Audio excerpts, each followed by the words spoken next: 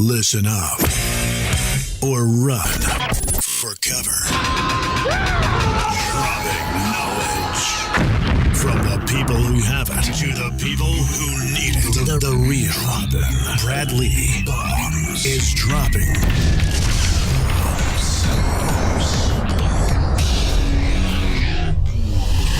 What it is, Brad Lee, back again with another episode of Dropping Bombs. Today in the studio, folks, I've got a real treat for you. Sigurd Vedal, how are you, sir? Nice. Good. Now, thank you. You're welcome. And for the folks listening, if you're like, who is this gentleman in Brad's studio? Well, you may have heard of some of his companies before. He is basically an American-Norwegian tech giant, no? Yeah, something in that line. Yeah. Entrepreneur from the get-go. Well, since 40. Yeah, since I was 40. Yeah, correct. Folks, listen. By the time we're done talking, you're going to want to follow him. So let me give you that right now. At Sigurd Vedal, Sigurd.Vedal, spelled like this: SIGURD VEDAL. We'll do more later, but at Sigurd.Vedal on Instagram, Sigurd Vedal Official on Facebook, and Sigurd Vedal on Twitter. Go follow his ass. Now find out who he is. So tell me your story. At 40 years old, you were still an employee. Yes, I was. I mean, I went through a lot of different stages in my life. I thought I wasted my 20s running a studio, my first kind of entrepreneurship. Like a studio like this? Music studio. Music studio. I was in music. I loved to make music. I had this dream of producing artists, creating... Where were you? Sorry? Where were you? Oslo, Norway. And I spent too much time. I had a day job producing commercials. So I got into that kind of game with, the commercial side of it. In the evenings, I was playing music, writing songs, producing artists, etc. until 4 a.m. Went home, slept 2 hours, up again. So, of course, my girlfriend didn't appreciate that. So after, some years, everything at 30, my company went bankrupt. My studio was basically demolished by the landlord. I didn't secure the contracts. I had no clue about money. I mean, for me, I was just having fun, spending all my money on new, gizmos and technology, right? And my girlfriend left me, lost my job, my day job, and my studio was gone. And I was like, shit, everybody else is successful. Here I am with nothing. So I felt like a loser. I got into radio, landed a job as a, technician, producing these jingles in between the songs and stuff. And then a position after 2 months opened up as a program director. And I basically wrote a strategy for that, got into that game, got hired by a, miracle. And I started producing morning shows, started getting into talent, and then my musical background created that, that knowledge I needed and that feeling after analyzing hit songs, for 10 years, writing songs. I started working with the record companies, starting to help them pick the right singles for release, and, climbed the ladder in the radio and television business in Norway. And then at the age of 40, I was getting a little bit lazy. I was earning well. I had my house, had my, car, had 3 kids, had a wife. Life was good, but I was, a little bit lazy. My dad died, and that kind of woke me up. When my dad died, it's like, okay, is this realization that life is short. You have that one life. You're next, man. So basically that just triggered something in me that, I am me.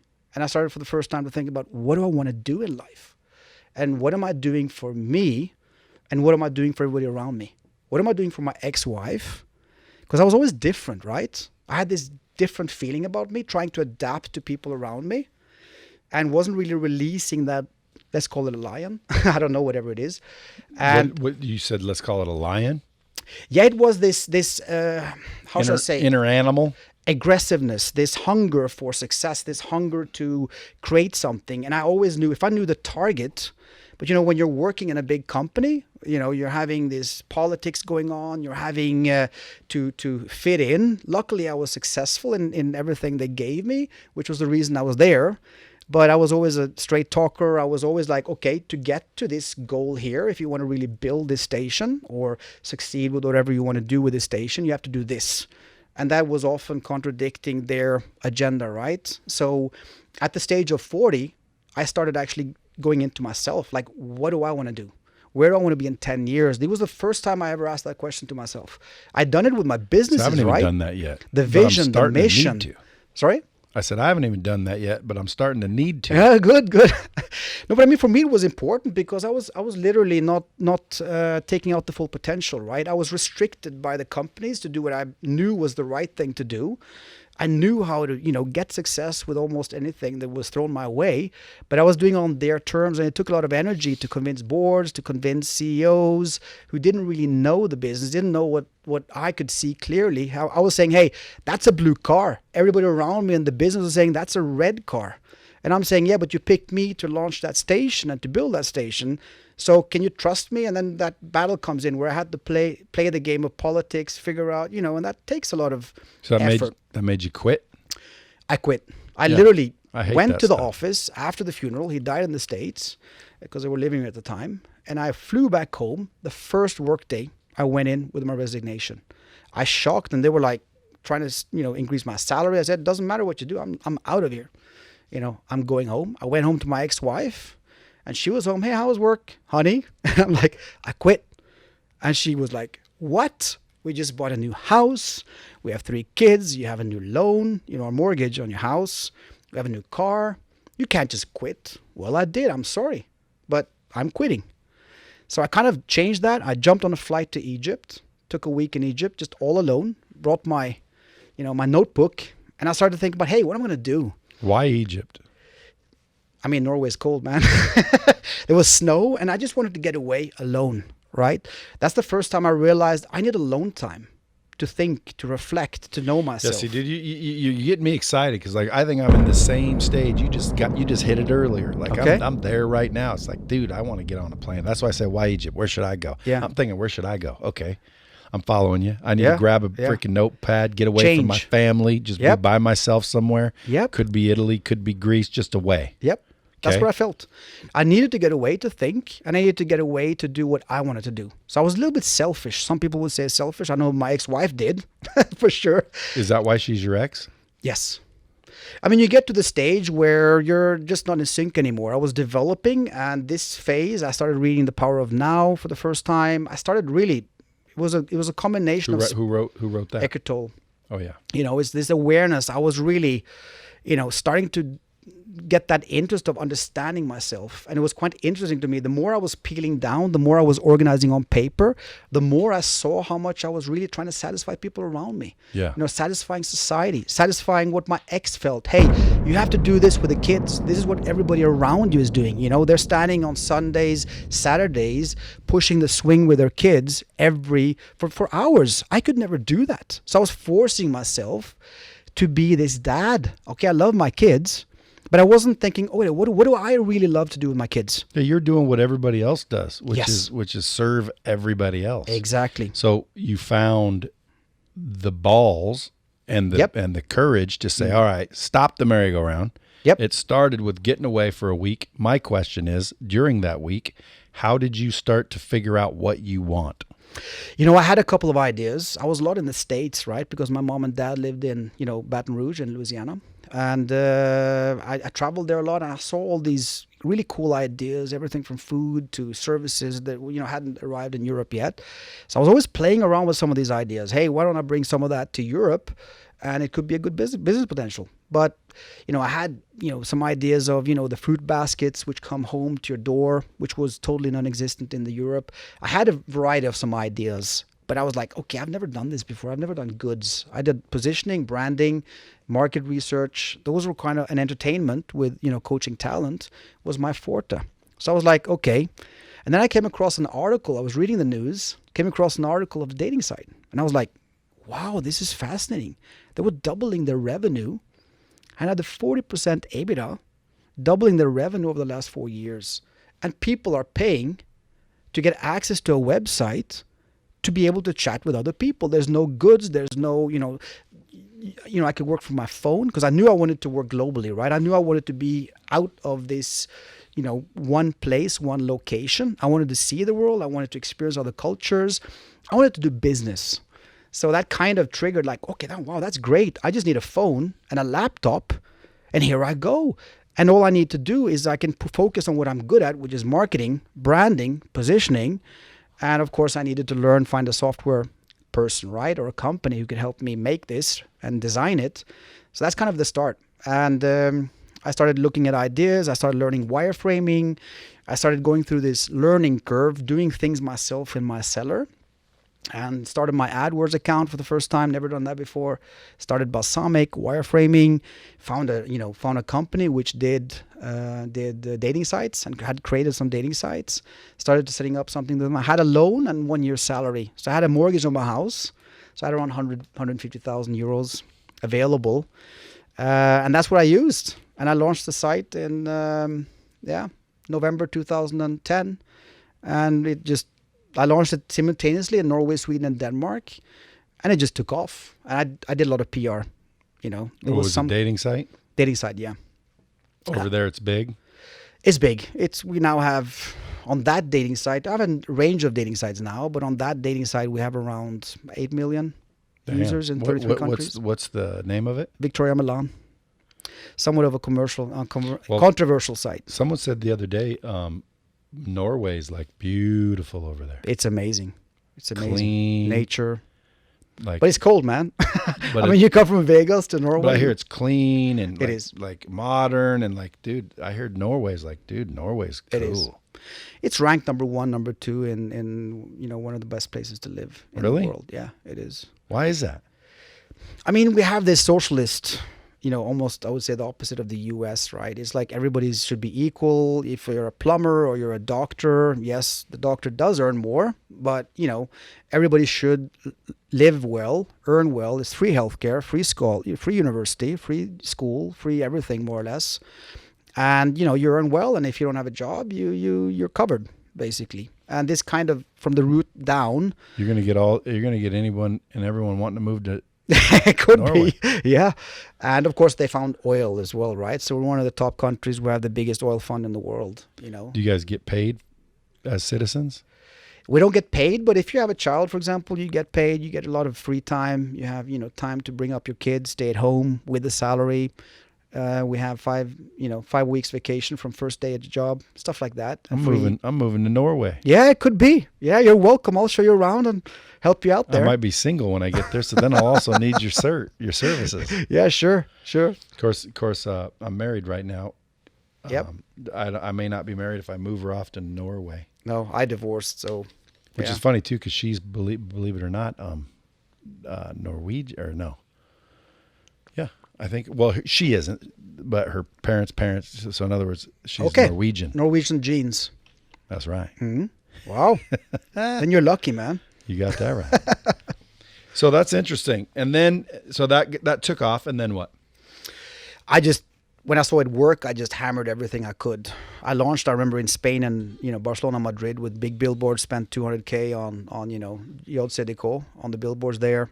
But then I understood there's something called online payments, right? And you need to make sure those are covered locally in certain countries. So I blew that money that was really, just down the drain. So then I had to pump it. But I just basically expanded that brand throughout Europe, using PR a lot, using the controversy of the brand, and using... What's controversial about it? It's a site for married and attached people. Married and what? And attached people seeking affairs. So it's like a cheater site. Yep. And it's that many people? Yeah. Isn't that crazy though? It's crazy. So like it's a site where you. But I had the chance. I had the chance of either running a single site, right, competing against 8-9 other brands, Match.com, the classic, right, and that's like 1/3 of the population. And when I was trying these dating sites, try to get a figure on how this was working, I was married at the time. I was getting hit up by married women all the time, right? They were pretending to be married on the site, and my research showed that 40%. You mean single? They were on the single sites, but they were married.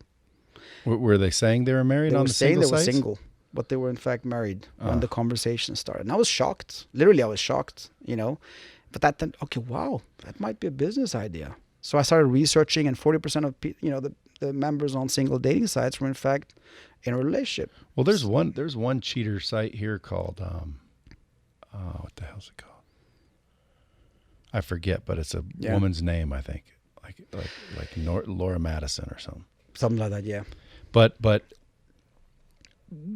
if I went on a cheater site and made a profile and searched women, what if my wife's on there and we cheat that with each could other. be a problem. That could be a problem, but in sense of with my marketing budget, right? Either I go against the big giants, or I niche it out and do something which creates, publicity. So I use the PR machine to create that publicity, right? And expand a lot from millions of dollars in value. And that made the platform for me to launch other products, right? So I launched a dating site for divorced and single parents called Next Love. Then I launched an online casino. And then I started, after my divorce, I went into, we went to coaching, trying to save the marriage. Nothing really worked. We had a couple of the top guys, top experts and professors and whatever else in Norway.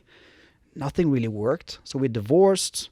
Then I started, digging into this topic of relationships. And I started to, was lucky enough to work and get to know some of the top relationships experts in the world, some in the US here. I did a lot of research with our members on why people are actually how relationships works, and in that sense I really got to know a lot of a really amazing theory on how love really works between people and how you can actually create that love. And it's a simple theory, but when I realized that theory, of course it's easy in the theory, but you still have to execute it, right? But I realized that really these experts that we were going with my ex-wife to hopefully save our marriages, which had these years of university, decades of experience, they hadn't cracked. They weren't aware of this theory. And I decided that, okay, let me start Marriage Booster to educate people. There's a reason why, for example, infidelity starts. There's a reason why people are unhappy in their marriage. There's a reason why people suddenly decide to divorce. And this is measurable. It's measurable in a relationship, not based on the paper you have, but it's basically measured on how well fulfilled you are on your emotional needs. So if you're extremely fulfilled, of course you have a great relationship. You're happy. You're having whatever you need in that relationship to be happy. So give me an example of an emotional need. Affection, sexual fulfillment, honesty and openness, a range of emotional triggers that people need, which is very individual. Well, I mean, how do you know? Like, if I wanted to go home, see if my wife is heading for infidelity, how would I do that? I mean, the fact, which is quite simple, is that you, Brad, are responsible for ensuring that you're creating the conditions for your partner to love you based on your actions and what you're doing, and the time and your actions when you're with your wife, right? Those are creating the conditions for her to love you and also desire you. But then as your relationship starts to go into, you start getting kids, you start getting, used to whatever you have, you take your partner for granted, you get into, working 8 hours a day, you get the kids into the mix, suddenly you have no time for your partner, you're not doing what you used to do in the early days, right? And you start slowly drifting off, the intimacy is missing. And, especially the problem occurs is that, basically your passion disappears, right? So you might be functioning a lot and being fulfilled on a lot of other needs, which are important for you and your partner. But then there are some which are not fulfilled. And that's the medium stage where you're not really happy, but you're happy on some, but unfulfilled on others. And that's where you're open for attack, for example, for infidelity. So if you want to cure infidelity, you as a partner can cure infidelity by making sure to understand what does your partner need to feel loved, right? So if you know what your partner needs and the actions that will make her really happy, or him, then you can actually ask the question, hey, what are your needs?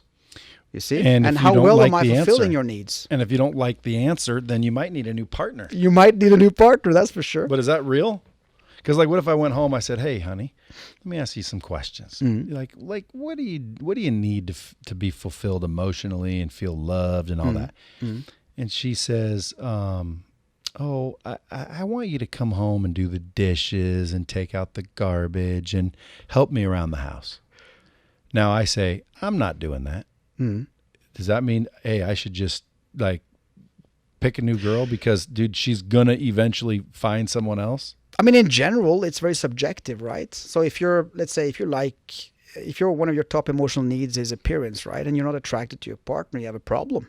that's not something you can change either, right? You look how you are, so but it still remains the fact that if you are not fulfilled on your top emotional needs, you will have that fulfilled by somebody else, Eventually. right? Eventually, because that's what we humans do.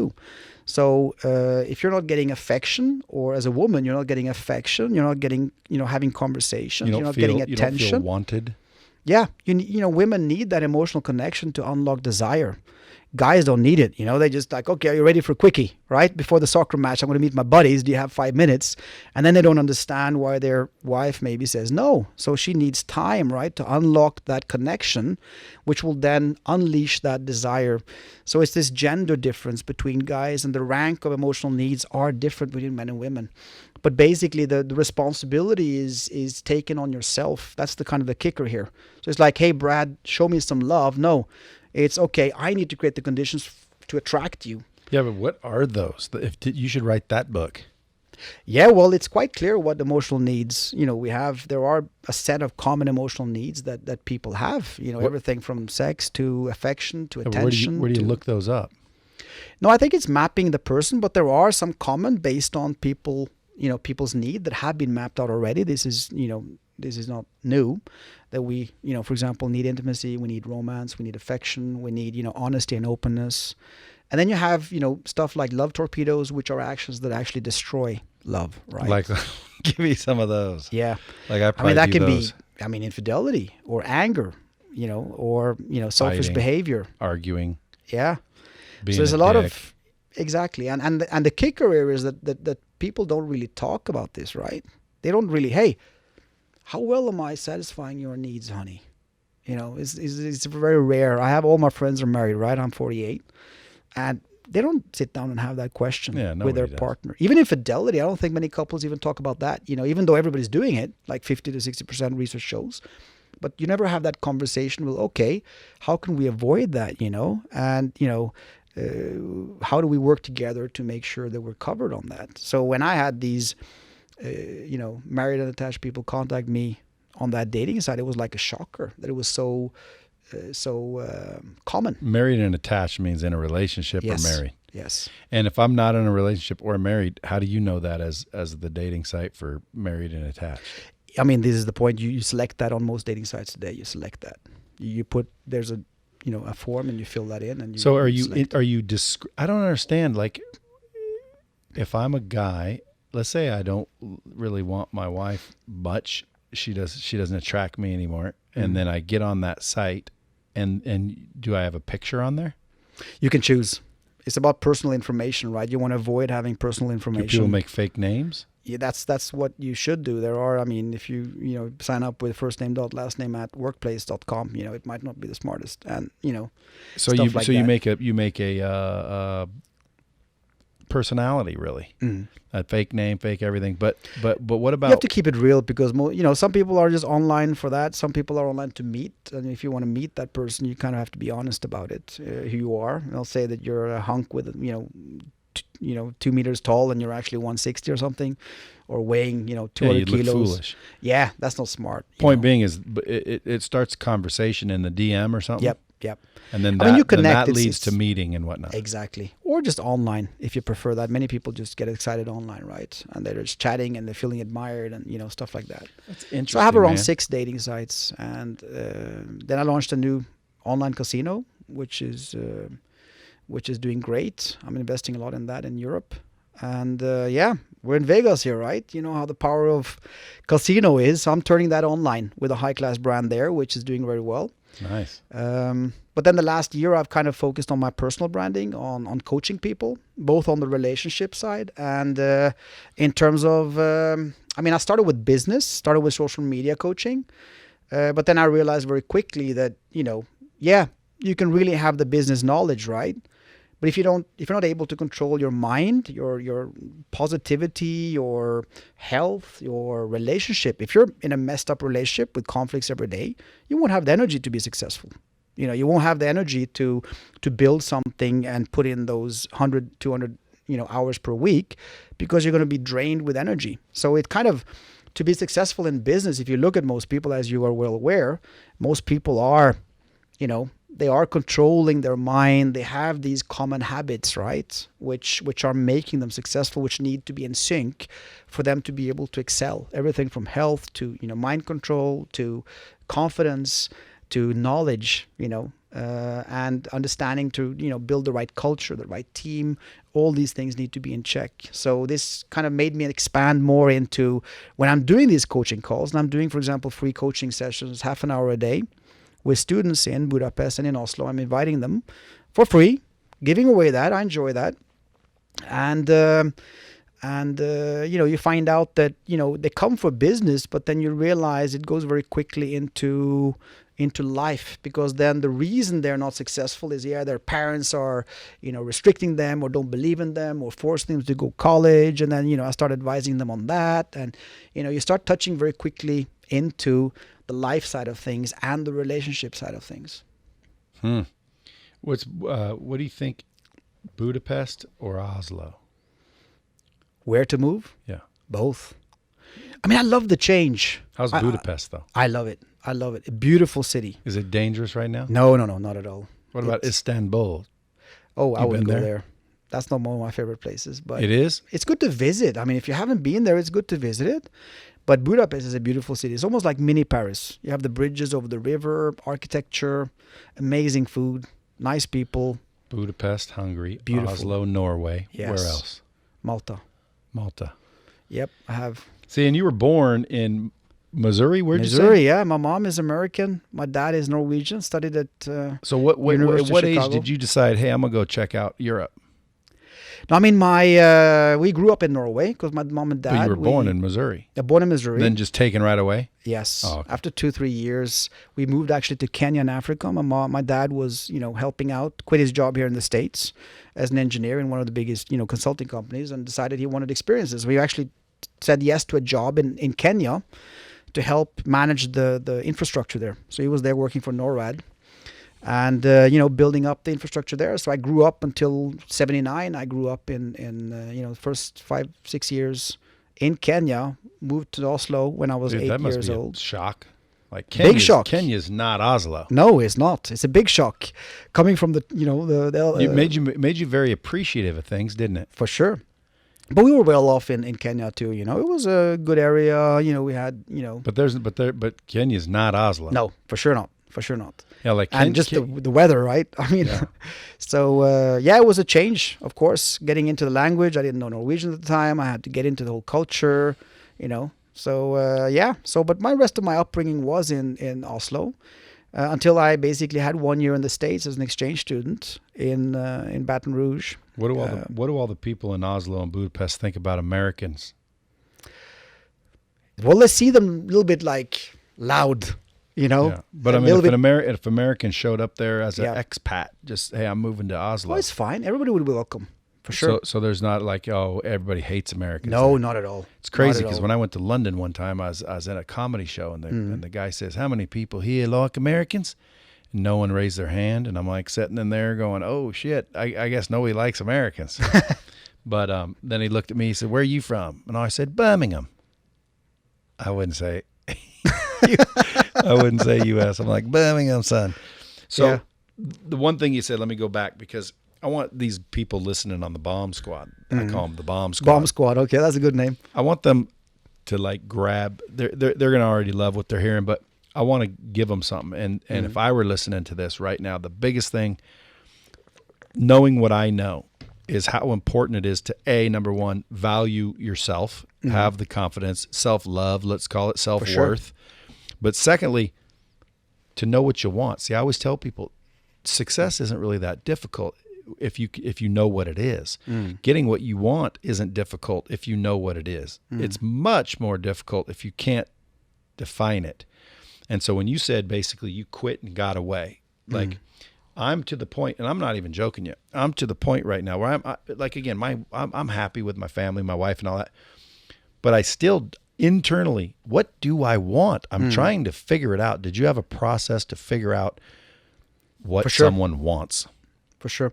I mean, for me, I had the privilege of working in those companies, launching 8-9 different brands, right? So the way I did that was I always went in, usually it was broken stations, radio stations or TV stations that they had bought, and they asked me to come clean it up. So of course I had to analyze the budgets, go through, look at the potential, and then put things together again, right? So of course in that stage, that's what you do, right? You make the SWOT analysis, you start thinking of a vision, you start making the mission, you start looking at the positioning, right? Which is the key, because you can't really, you have to be different, you have to be unique, and you have to be one thing, not five. So in those stages, you I'm so used to making the behag, right? To make the the vision, the mission. That is clarity.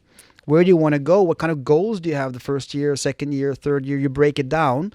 So in business you do that, but and I think a lot of people do that in business, but how many do that privately?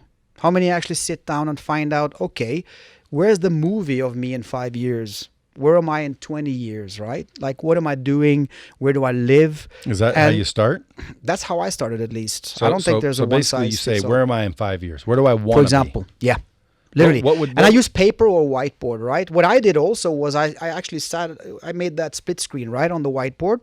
On the left side, I wrote down everything that drained me for energy.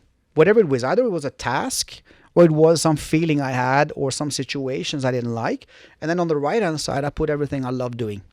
And that mapped out very clearly on paper, very visual, because you can think it, right? But in order to organize it, you really need it on paper. But that's my problem, is I can't even think it. Okay. Like, dude, people said the other day, what do you do for hobbies? And I'm like, I don't know. Yeah, I get it. I don't really have any. I know. And then they're like, you got to have some hobbies. And I'm like, I swear to God, I don't. Lightspeed is your hobby, no? Well, Lightspeed, I do a lot for Lightspeed and have for a long time. But like, no, man. I mean, I leave. I don't work my face off or anything like that. No. But what are my hobbies? I don't know. Like, what do I like doing? I don't know. Like, what do I want? I don't know. That's where I'm at right now. Yep. And it sounds like when you were telling your story, you just reached that point earlier, and you said, "Screw it." You got away, and you started to ask, "What?" It was my own revolution. Really, it was. You said, "What do I want?" Yep. And you started to materialize. What did you want? And then you went after it, and you built it. Yep. I mean, literally, it's not done in a day, right? You have to think it. But for me, it was dreaming up my destiny. Literally, it's like a white canvas, and you can literally, I don't know if you know the law of attraction, The Secret, all that stuff. And your ex-wife wasn't in it. I mean, she was in it, but it was not fully matching, right? But we made it work. But my point was to work internationally, which meant less time at home. So I made those choices. Unless she was down with you. Yeah, but we had 3 kids at the time in school, stuff like that. Got enough money, that don't matter. Yeah. Nanny, home in-school tutoring. That's true. But I didn't have that much money in the beginning, right? Entrepreneur, I was doing a lot of the jobs myself. I was literally running the campaigns, doing accounting, everything myself in the beginning. Dude, that makes it even harder. Yeah. Yeah. So like when you got a couple, when you got a couple options, in other words, you got some cashola. For sure. It makes getting away a little easier. Much like, easier. You know what? I'm gonna go hang at the Ritz for a week and just clear my head. For sure. That is. But to work was really tough. I had to learn everything myself. I only had those 100,000 euros, right? So how do you start designing? And that goes quick when you're launching a freaking for sure. company. And now when I launched with a bang, right? I bought radio, I bought TV for that brand, I mean, we were, 50,000 euros for 2-week campaign hitting 1.5 million people. And, did it convert well? Did it start? And it did. It thank boomed. God, huh? It boomed, and the press What if it didn't? You would have shit. I know. I was sitting there, I remember around right after Christmas, and it was going well, but I hadn't still, the money hadn't started rolling in enough, and I was really working literally 20 hours a day. Weekends, Still everything. with the wife or no? I was with the wife, yeah. So when did she become the ex? After you were successful? That was not really. Well, yes, kind of. But it was just an effect of drifting off. But even in the early days, we were disconnected, right? Yeah, but both of you agreed, obviously, and said, this ain't working. Yeah. But most couples, they drift off slowly without perspective, right? Because when you're with a partner over many years, like I got together with my ex-wife when I was 20. From 20... Then we had a 1-year break, as I mentioned, when in my year of 30, where she was free. She left me, but then she wanted me back, and I didn't do the studio work anymore. So then we could be together again. But literally, it's 20 years, which we were together, and you get used to that person. right? And Sure you do, and then you miss them. Yes. So that's why I always tell people you gotta start loving yourself, because what most people do is they break up, then they see their ex, whether it's a guy or a girl, Yeah. doesn't matter. What they see their ex not wanting them, not needing them, not missing them, and what does it do?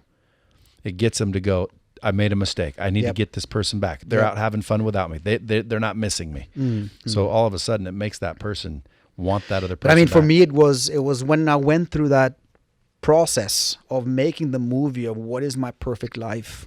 There's no doubt that passion was high there, right? I'm a very passionate person, very emotional person, both in, when I create content, work with radio, TV, coach personalities, or when I'm, working on design. I love design.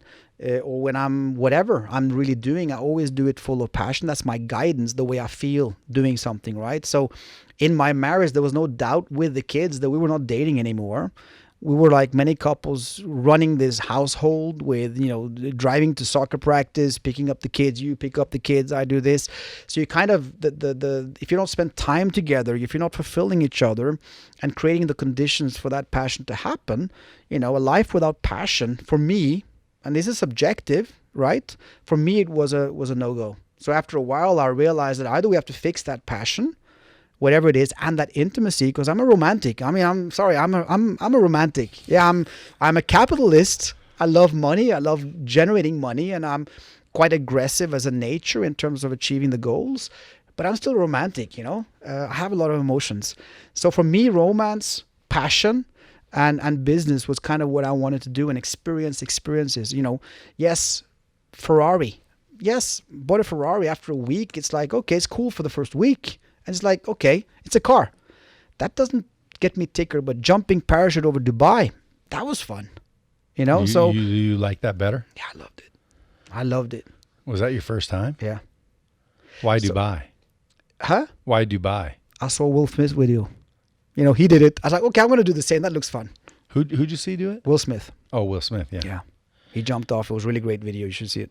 Yeah, I did see it. You did see it? Okay. Yeah. We was talking about the fear. He was drinking with his buddies. I loved it. Yeah, dude, he's living. Like he is. You see him in a movie here and there, but dude, if you follow Will Smith on social media, dude, he's all over. He's in Budapest, I think, right now, isn't he? He was actually right outside my apartment there. He was having his concert, so he walked out there. And great birthday party concert. He was there. And his whole family is traveling with him. See, to me, that's cool. It is. It's great. Same thing with Grant Cardone, by the way, too. Loves it. He's traveling with his kids, traveling with his whole family. Enjoying life. And I think that's kind of the clue you have to figure out. And I think, for certain people, they want something different. And I think that's a little bit the problem, that society and everybody's kind of defining for you from a young age, what is the roadmap for being happy? This is what you should be doing. And nobody's teaching you that, hey, you need to really map yourself. If you don't know yourself, how the hell do you know what makes you happy? See, there's the problem. There's where I want to dig into real quick. See, I could have you on 10 episodes. Okay, sure. Just I'll come. Next time you're back in Vegas, let me know. But like, how do you map yourself? How do you find out what you need, what you want, what you like internally crave, and you don't even know it? So what you said you did is you went away, got your mind clean, and basically said, hey, what drains me? What do I love? And you started putting in the work to figure it out. My starting point was to map out what the hell is wrong with my life now. Yeah. Like if I would want to remove shit that I don't like, that I'm accepting because I feel I have to, I identified those first. And as soon as I identified those, I could find out what more do I love doing, right? But when you look at a lot of people, how come somebody starts tennis, right? And starts training tennis at a young age and then gets that super passion for tennis or for soccer and then turns out to become Messi, right? If he never started or got that soccer ball, or his dad never introduced him to that. So I do believe that same thing with finding your passion. I get that question a lot, right? From people. How do you find your passion? How can you be so passionate, Sigurd, about these things? And I don't feel I'm passionate about anything. How do I find that passion? Well, the message is simple. You have to try. It's just like sampling food, right? Before I tasted Mexican, I didn't know Mexican before I tasted Indian. So I think you need to kind of test. Which do you prefer? I mean, I love food. I mean, for me, there's nothing like Louisiana cooking. I'm sorry.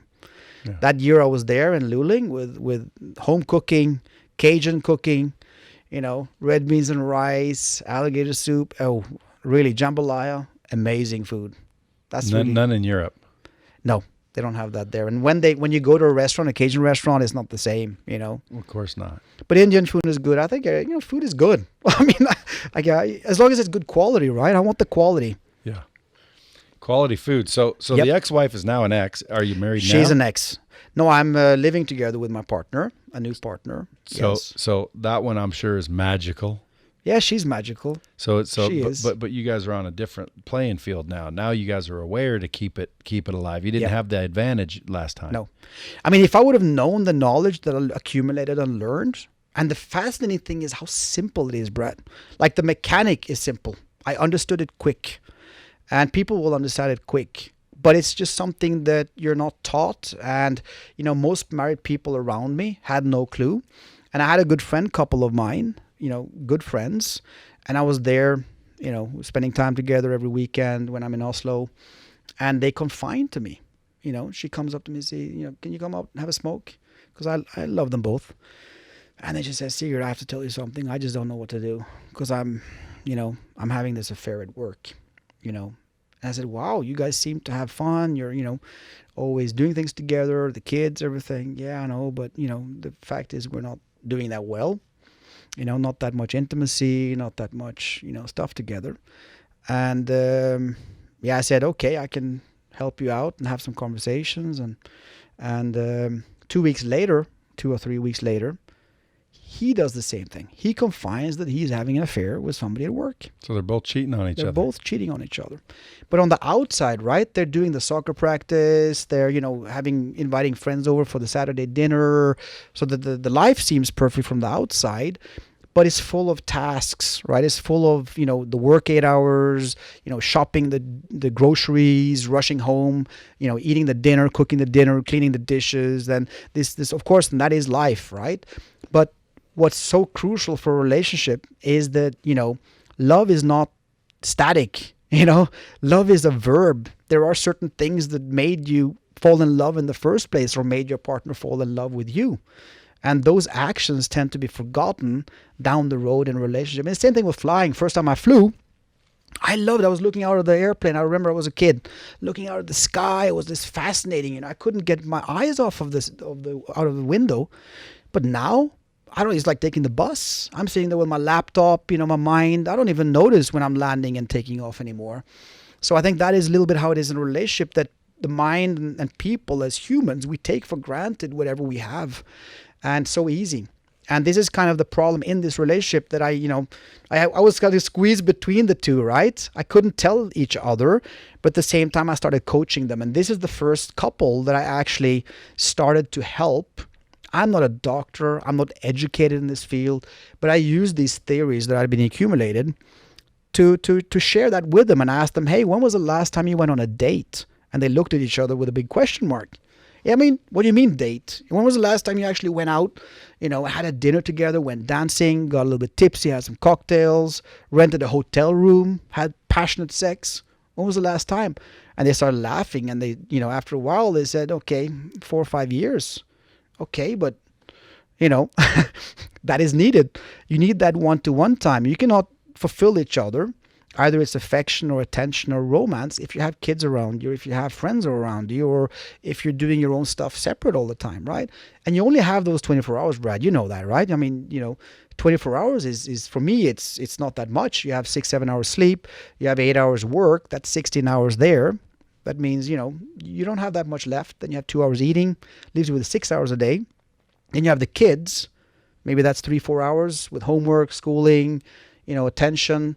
That leaves you with 2 hours a day for your gym, for your friends, for your own chatting on social media, watching television, whatever you're doing, and your relationship. So if you're not setting aside and time blocking time with your relationship, you're not really maintaining that love and that passion. And if there's no emotional connection between the couple, especially for the woman, you cannot unlock desire.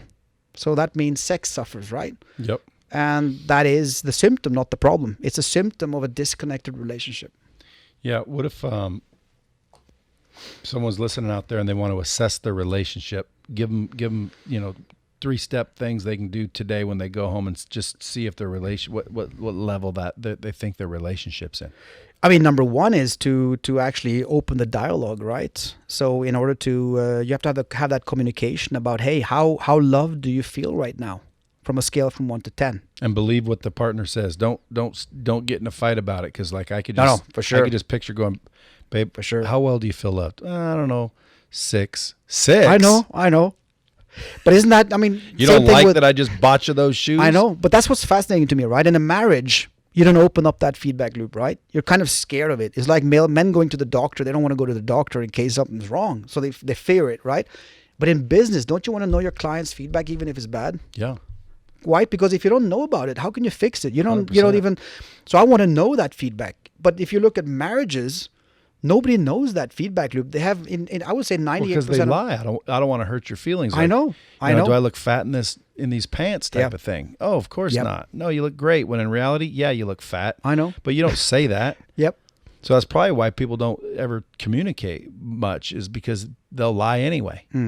So if I go on to Married and Attached, and you'd be surprised who's on there. It wouldn't surprise me. I've always kind of understood that, like, when I first moved to Las Vegas, I was in Las Vegas, so I was out and about, and I met plenty of girls, and afterwards they tell me they're in a relationship. Now, to me, I don't like that, only because, dude, like I sometimes, like, It's dishonesty. well, not only that, but like there, you can get killed that way. Yep. Like you can get beat up, killed. You can get serious drama going by For sure. by doing that. You screw the wrong dude's woman, and you're in big trouble. They'll hunt you down and That's kill true. you like a nut Especially job. in the States, everybody has the gun on the. Yeah, so it's just like you never know what's going Nope, on. you So don't. at the end of the day, For sure. I would like find out they'd have a boyfriend. I'd be like, what are you doing?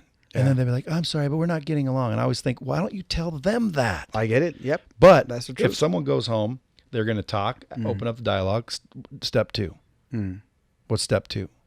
Step 2 is map yourself. Literally, you have to. Most people don't even know what they need to feel loved, right? So you have to find out what's your order, right, of emotional needs. Is Do it you have a book or anything? So I want Yeah, people we have. that go. I'm working on a course now, so it's going to be launched soon. A course in terms of explaining the whole concept, going through how you can map out. There's a series of 15 videos that walks you through the process. So that is the principle of Marriage Booster. I want to get this knowledge out to the world. I mean, none of my friends know this. They're all married. Like literally, if none of my friends know this, how many others around the world None. understand how it works, right? Yeah, So for very me, few. I'm like, talk about legacy, right? That's what you start thinking about when you're at least 48, like me. You have the money. You there's a limit to how much money I really need. So I'm like, okay, what do I do now? Where's my next step? Where am I? And I really want to share this. I want to get it out to the world. You want to help some And- marriages. Exactly. And people And- find happiness. that's what I'm saying. So if I'm, so literally with business, I want to help people really get their business, their economy in order on the one side. That's their 8 hours of the 24 hours, right? That they're not sleeping. And then the relationship. And if you have those two in check, you're quite well off, Yeah. I would say. If you have the freedom. Which makes you live longer. Exactly. And passion and feelings and emotions. That's what life is all about, right? I mean, how many people around, that fascinates me, looking around to see how many are not really living or feeling. Tons of them. They're living in their day-to-day like a robot, like unaware, unconscious. And this is, for me, I was there. I was living unconscious. I was doing these habits, feeling this, some sort of, obsessiveness on success. But that was not aligned with people around me. Because I was together with people that, in that sense were more, yes, they were career people, but they shut off the work at 4 o'clock. At 4 in the afternoon, work was done. For me, I was sitting, it was my hobby. I couldn't get enough. I was programming stations. I was thinking about the next level. How can I improve this? I was always, working on that. So I think this passion in everything you do, I feel is really key. And okay, maybe some people don't have it, but I feel they're missing out on it. They should find it and not get into this habit, which is so easy. And most marriages, I think, develop into this habit. You're used to being together and people are scared of the new, right? Yeah, for sure. How many people love the new? That's why people are looking at photos. Or remember the times? Don't you remember the times? I don't need to take photography. I need a crystal ball maybe to look at the future, but the past is gone. I can't do anything there. I appreciate that time, but it's over. What I want to do in the next 5 years, where do I want to be in the next 10 years?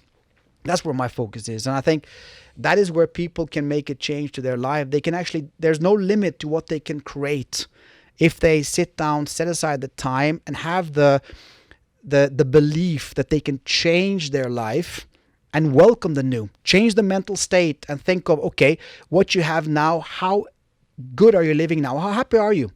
Have you measured it from 1 to 10? Most people don't. Try to measure it by asking yourself from 1 to 10, how well happiness, what's your scale now?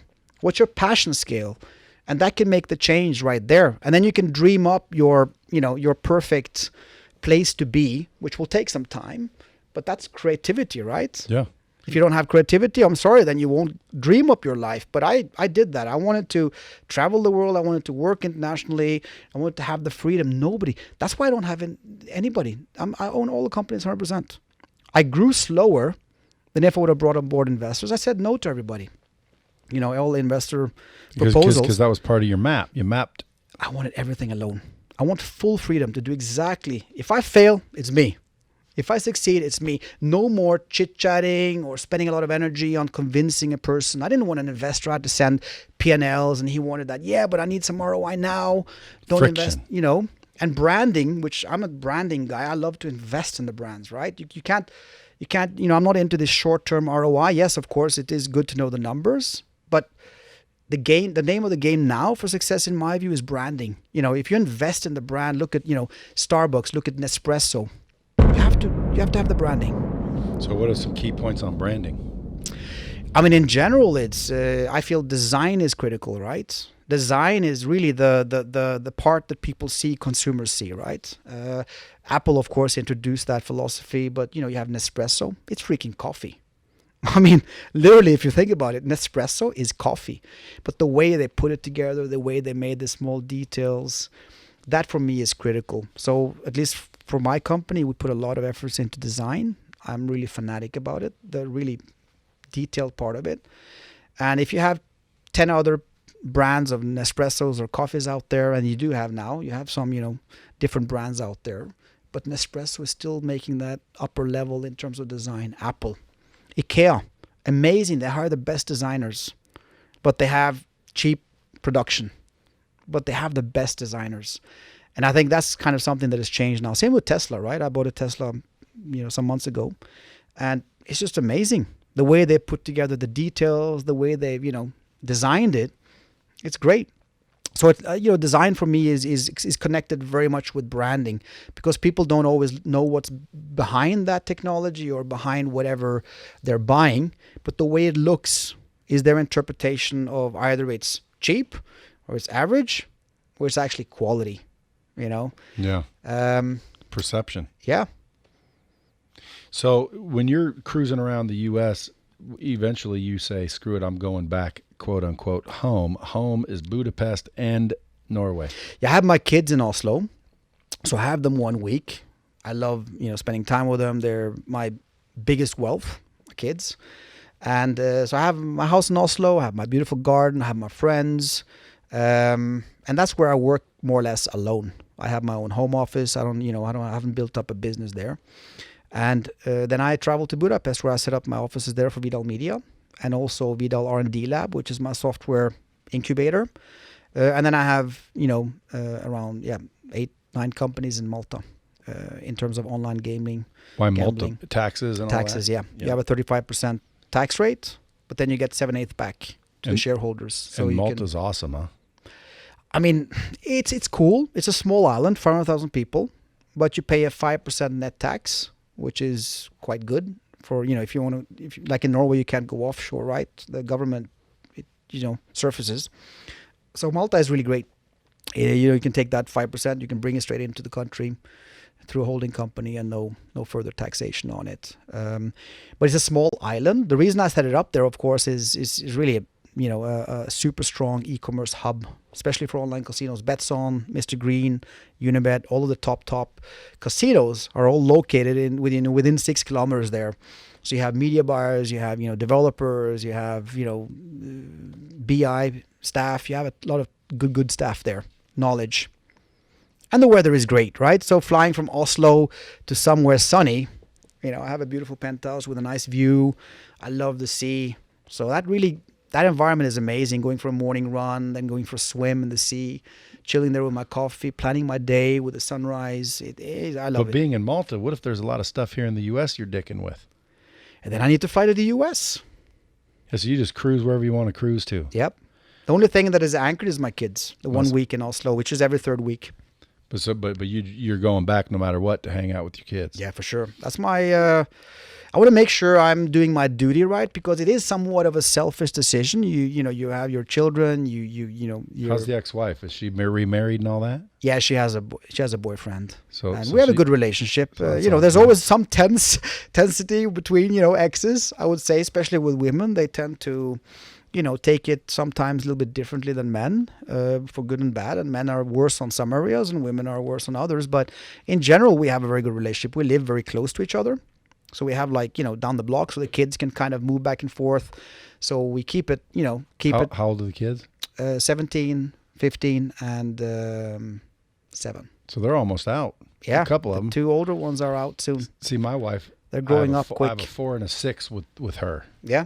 4 and a 6. See, and I'm an old man already. Yeah. She's not so old. But it isn't age in our mind, huh?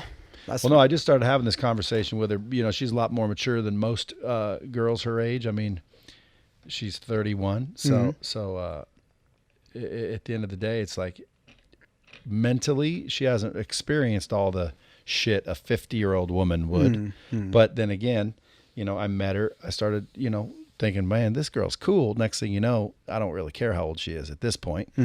So in that regard, sometimes I almost have to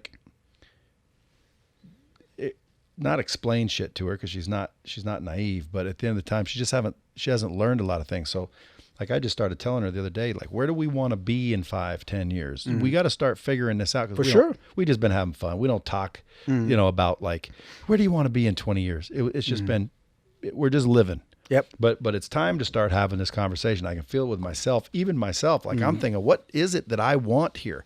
I can pretty much go architect or construct what I want. I don't know what that is. I keep showing up here every day. And it's do I even want to be here? And if I am here, what do I want to do while I'm here? Where do I want to go? And what are my hobbies? I don't know. And I'm like, dude, I need a hobby. I need to start feeling, because I've always been happy, but almost because I don't give a shit. I think everyone has a superpower. Mine's I really don't give a shit. You want to hang out on a Saturday and watch TV all day? Cool. You want to go to Malta and hang out in a penthouse over a beach? Yeah. Cool. Yep. I'm cool with whatever. But dude, where's the passion? Is the word you just used. Where's the passion? Yeah. And how do you find that? You said a lot of people ask you, did you ever come up with an answer or no? I mean, I think first of all, it has something to do with personality. There is some personality in the DNA, is my theory. I mean, I have no evidence of this case, but I can see people around me, they're super happy. I would say living what I would call a boring life, right? But for me, it's just not enough. I want something more. I want to feel things, and other people, they just are really happy with the small things. Many people live for the kids. So I really believe that happiness is individual, and this is a little bit of the problem, that is not really accepted in all areas, and in certain cultures as well. There's more, prejudiced, than other countries. Like Norway is number, I think, 2 or 3 in terms of social judgment, right? Yeah. You have to follow that moral social code. I mean, look at the children books.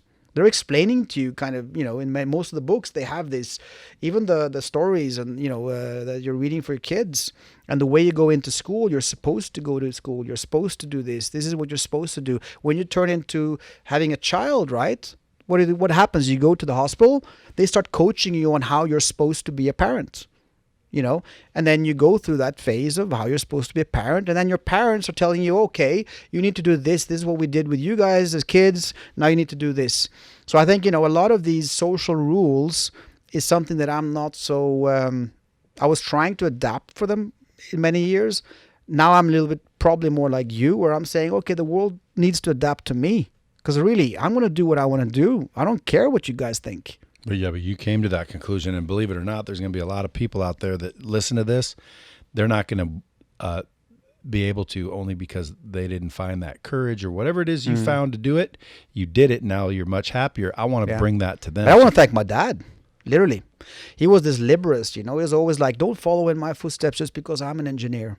He was always like, don't focus on the materialistic things. Focus on experiences. He took his family and traveled to the States and burnt 20,000-30,000 euros on his company, just to bring his father and friends to have experiences. But then he didn't drive a fancy car because his business wasn't that successful. So it was all about life. He quit. He was working in one of the top consultancy companies, was ready for partnership, lined up for partnership here in the US in Chicago. He quit that job to work for minimum wage in Kenya because he wanted to experience those things. So yes, I guess I'm more focused on the money because I realize that it gives me freedom. And I love to build. So if I'm going to build, why not build money? And, I like that measurement. I like the game of the money. But in sense, my when my dad died, this awakening happened. So I wouldn't really take credit for that. But this awakening happened where I was like, okay. And his philosophies became much stronger. A lot of the philosophies that I didn't agree with when we were, son, dad, I was always like, oh, I know better. You're my dad. You're old fashioned. But after a while, when he disappeared, that's when I really realized the shit somehow. I caught the messages. I didn't agree with him on everything, but it was enough for me to say, okay, happiness is where I want to go. I need to be happy, and I'm not there now. So what do I want to do? What changes do I need to do now to my life to be able to be happy? Because I wasn't happy. I thought I was, but I wasn't. See, there's people listening to this. They don't even know that they're not happy. They're literally sure. so numb. Yep. They don't know if they're happy or sad or pissed off or happy. I mean, that is the norm rather than the exception, in my view, is that people are not measuring their happiness. And I think it's also about daring to dream. They don't maybe believe in they see successful people, millionaires with private jets on social media. But I saw that too. I never thought I could be one of them. I was in this, and it's not that I didn't believe in myself. It's just that I was working, doing my job. I love my job. And, you go to work every day. You go home to the kids. You have bills to pay. You're not aware of that you could actually do that too. You don't believe that, I wasn't even thinking about it, to be honest. No, obviously. You understand? Yeah, absolutely. Mm-hmm. But again, I mean, as you're saying that, like, I always tell people when I give them girl advice, people always get ready to break up with their girl and they're all sad because their girl ran out and is starting to date someone else. And it's like, they tell me, and here's what I always say. When you were with her, happy as a bell, did you have a girlfriend before that? They're like, oh yeah. I'm like, and who's better? And they're like, my last one, that's the best ever. And then I'm like, well, what about when you were with the one before? What were you thinking? Oh yeah, she was the best one ever. And it's like, you start to realize that, look, even though you think that it'll be miserable without whatever's in your life currently, 9 times out of 10, you look back. I've never looked back and thought, oh, damn it, I'm not as happy as I used to be. It seems like you always end up leveling up no matter what. So sometimes you got to let go of something to get something new. And that's what people got to pay attention to. And there's this fear of new, right? I mean, I would not exaggerate and say, let me calculate quickly here. I think 6 years I spent on divorcing my ex-wife. 6 years? 6 years, yeah. That's a long divorce. Because I knew I wasn't happy. I knew we had problems. We never had fights. But there was no spark. Did she know it? Huh? Did she know it too? Yeah, she felt this numbness too, but she was somewhat happy with the kids, right? Because you have the kids, especially for mothers, and for her, the kids filled the void kind of in life, right? For me, it I'm a romantic. She wasn't that romantic. I'm passionate, very passionate guy, and that was really important for me in a relationship. That just because we're married, why would I want to be married with a friend? Right? We're really great friends. Well, it robs you of what you should be able to have. Yes. And that's what people do. They look at you Grant movies and they look at other young, couples in love, and they're like, oh, honey, do you remember how it was in the early days, when we were like that too? You know what? You can have that too. There's couples Even which with are at your the brink spouse. You of... don't have to leave your spouse to have You that don't either. You don't. It's about, the famous quote from Tony Robbins, which I think is amazing. Do what you used to do in the beginning and your love will last forever. And it's freaking true. I mean, you were trying so hard to win your man or your woman, right? Making sure to put your best show on, on stage there, your best branding. And then you get married and it's like, oh, he's done now. He got that paper, huh? Now you can sit on the sofa and, watch some soccer games and drink some beer and, fart here and there, just chill. And the woman does the same, So it's getting back to the game. If you want to have that part, you need to play the game. And I think I really believe in long-term relationships. I think it's amazing. Marriage is an amazing institution, not because of the paper, but because of the connectivity that you can actually create with another human being. And the amazingness where you actually can, after being married for 40 years, and research shows that if you're married, you live longer. Research shows that, that you have the best sex. People think that the singles have the best sex. No, research shows that the married people have the best sex. And they're more happy in life, measured you can according get away to with research. more freaky deaky things. Sorry? You can get away with more freaky deaky things when you're married. You know each other better, right? That's right. So the person, you're able to be open, but you have to put it on an agenda, right? Or if you're not maintaining that love flame, if you're not maintaining the relationship, which is a verb, it will die out. It's like you put up a barbecue, right? If you don't put something on it, what will happen? It'll die out. Eventually. So right now, folks, if you're paying attention, you already know Sigurd knows what he's talking about. The question is, how do you reach out to him? Well, you follow him on social media at Sigurd.Vedal, Vedal. What if someone's thinking, man, I want to hire this guy as a coach. I want to get this guy into my life to give me one-on-one coaching. Where should they hit you up? DM, Hit me up email? wherever. DM, email, my website, sigurdvedal.com. Sigurdvedal.com. Folks, I'm telling you, man, not knowing everything about you when you're rolling in, I'm like, damn, dude, I might hire this guy as my coach. Thanks for the kind words, Brad. Hey, when you come back, man, I want you to come back through Vegas. Let me know when you're coming back. We'll do another shit. I could do 10 on different subjects with you. Sure. Amazing. I'm always up for that. Folks, go out and I had a share good this. time. My pleasure. And thanks for coming. And folks, listen, share this out. I guarantee you there's someone that wants to hear this. Until then, keep it real. Make sure you go share this podcast and rate it when you can. Do you have a podcast yet? I'm launching it in a week. You better get one. What Yep. You know the name of it? Not yet. All right. Well, come back so I can tell everybody to do it. Will do. All right, man. Thanks for that. Appreciate you. Folks, as always, keep it real. Awesome.